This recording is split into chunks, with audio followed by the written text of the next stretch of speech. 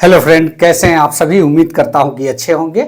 Friends, इस video में हम लोग बात करेंगे सीटेट के एक ऐसे टॉपिक के बारे में जो आप लोग इसके बारे में, तो मैं जहां तक जानता हूं आप लोग के पास इसकी तैयारी नहीं है।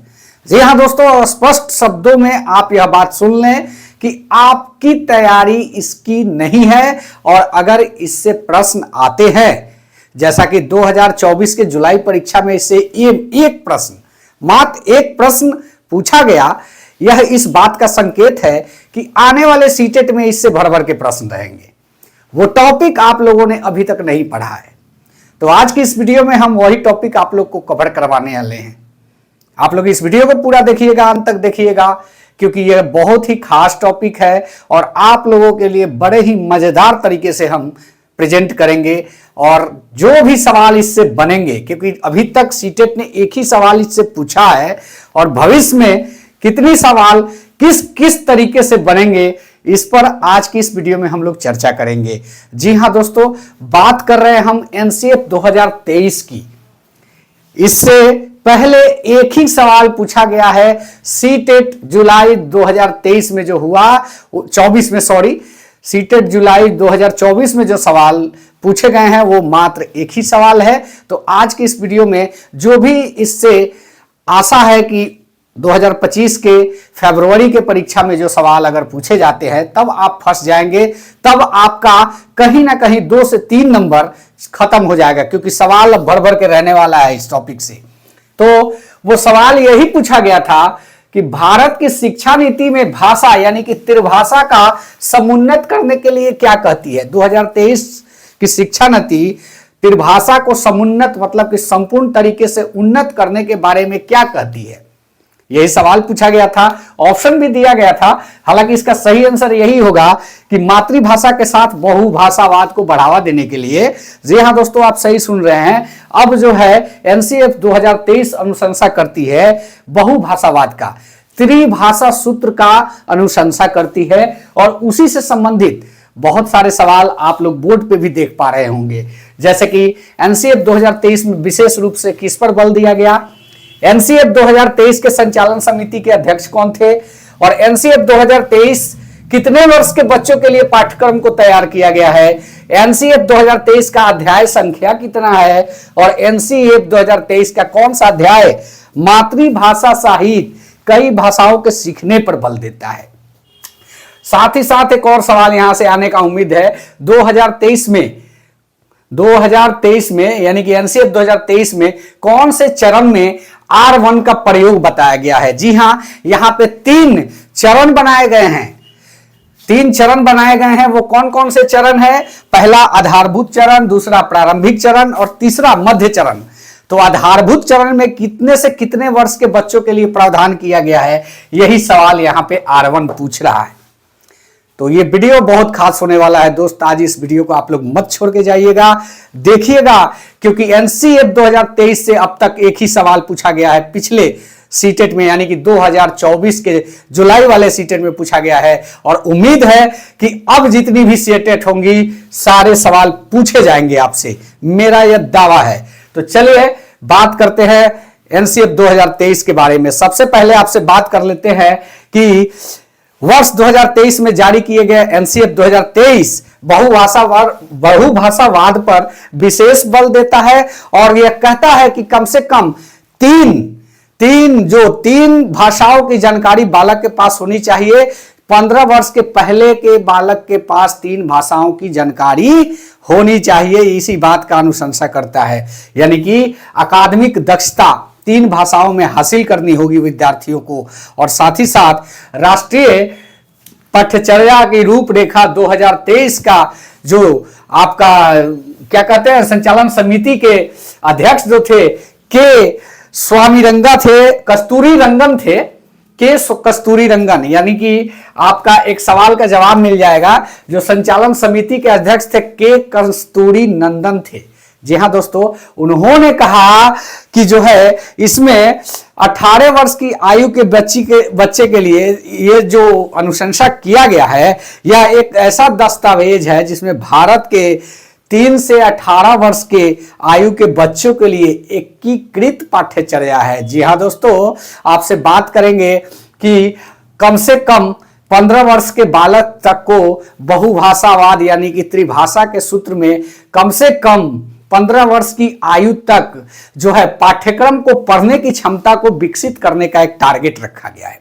लेकिन 18 वर्ष की आयु तक उसको पूरी तरीके से 3 भाषा को समझने का जो क्षमता है विकसित करना है, बोलने की क्षमता को विकसित करना है। किस लिए? इसके अनेकों फायदे गिनाए गए हैं। पहला फायदा तो यह है कि तमाम तरह की सामाजिक संस्कृति से जुड़ने का मौका मिलेगा। दूसरा, स्वरोजगार की दृष्टि से भी बहुत बेहतर है। और तीसरा जो है शिक्षा के संज्ञानात्मक विकास के लिए भी इसको बहुत जरूरी बताया गया है। जी हाँ दोस्तों, ये इसमें प्रावधान किया गया है कि R1 जो है आधारभूत चरण कहलाएगा। उसमें 3 से 8 के बच्चों को जो है यानी कि उसका शिक्षा का प्रावधान जो किया गया है 3 से 8 वर्ष के बच्चों के लिए कौन सा, वो किया गया है आपका बेसिक चीज यानी कि R1 का मतलब रीजनल यानी कि क्षेत्रीय भाषा में जो होंगे आपके 3 से 8 वर्ष के बच्चे, उनको क्षेत्रीय भाषा यानी कि मातृभाषा में शिक्षा देने का प्रावधान किया गया है। दूसरी अगर बात करते हैं प्रारंभिक चरण की यानी कि 8 से 11 वर्ष के बालकों के लिए, तो इसमें बताया गया है कि R2, लेकिन इसमें क्या है कि रीजनल 1 बालक जो है ऑलरेडी सीख के आता है। कहां से? प्रारंभिक चरण में जो आधारभूत चरण उसका है उसमें वो सीख के आता है, यानी कि 3 से 8 वर्ष के बालक को जो है R1 की जानकारी होती है। और जब 8 से 11 में आता है, जब वो 8 वर्ष से 11 वर्ष की आयु के बच्चों के लिए यह अनिवार्य किया गया, चूंकि R1 जो है पहले से वो सीखा है, इसलिए उसी के आधार पर उसी को शिक्षण का माध्यम बनाकर R2 सिखाने का जो है रूपरेखा तैयार किया गया है। और इसमें ऐसी शिक्षण सामग्री की बात करी गई है कि बेसिक पाठ्य पुस्तकों के माध्यम से विषय वस्तु को थोड़ा इसमें कठिन किया जाएगा, क्योंकि आधारभूत चरण में जो सीखने का माध्यम जो है शिक्षण सामग्री जो है वो सिर्फ और सिर्फ क्या होने वाला है, वो आपका खिलौना हो सकता है, कुछ पाठ्य पुस्तकें ही हो सकती हैं, लेकिन बेसिक पाठ्य पुस्तकें खेल के माध्यम से, खिलौना के माध्यम से सिखाने की बात की गई है। लेकिन R2 में चूंकि R1 की जानकारी उसको होती है कब? 8 से 11, जब वो 8 साल का बालक होता है तो R1 की जानकारी उसके पास होती है और वही उसका माध्यम बनता है आगे की शिक्षा के लिए। साथ ही साथ R2 की पढ़ाई भी आपको 8 से 11 में करानी है। तो यहाँ पे आते आते 8 से 11 वर्ष तक आते आते वो उसके पास 2 भाषा की जानकारी होती है।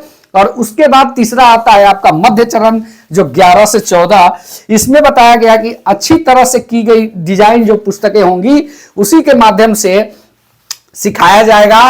और चूंकि उसके पास 2 लैंग्वेज पहले से है, R1 R2, उसको माध्यम बना के R3 का जानकारी हासिल करवाना है। और वहां आकर बालक यानी कि 15 वर्ष की अवस्था तक आते आते बालक को पूरी तरीके से 3 भाषाओं का जानकार बनाना है। इसमें ध्यान ये भी रखना है कि R1 और R2 भारत की ही 2 भाषाएं होगी, बाकी आप विद्यालय जो प्रोवाइड कराएगा वो भी हो सकता है। कहने का मतलब पहले भी 3 भाषाएं थी, जैसे आपका एक मातृभाषा हो गया, पाठ्य पुस्तक पढ़ने की भाषा हिंदी हो गई, और तीसरा आप इंग्लिश, उर्दू, इंग्लिश, संस्कृत जो भी लेते हैं वो। लेकिन अब इस चीज को क्या किया गया है कि अब मुख्य रूप से एनसीएफ 2023 ये कहता है कि इसको अनिवार्य रूप से लागू करना है। यही इसका मेन बेसिक फंडा है।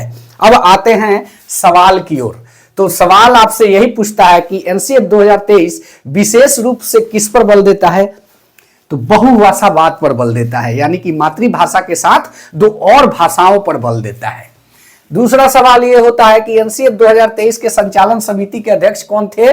तो ये आपके थे के कस्तूरी नंदन, इसके जो थे संचालन समिति के अध्यक्ष थे। और एनसीएफ 2023 में कितने वर्ष के बालकों के लिए पाठ्यक्रम तैयार किया गया है? तो आप यह समझें कि 3 साल से लेकर 14 साल के बालकों के लिए यह पाठ्यक्रम तैयार किया गया है।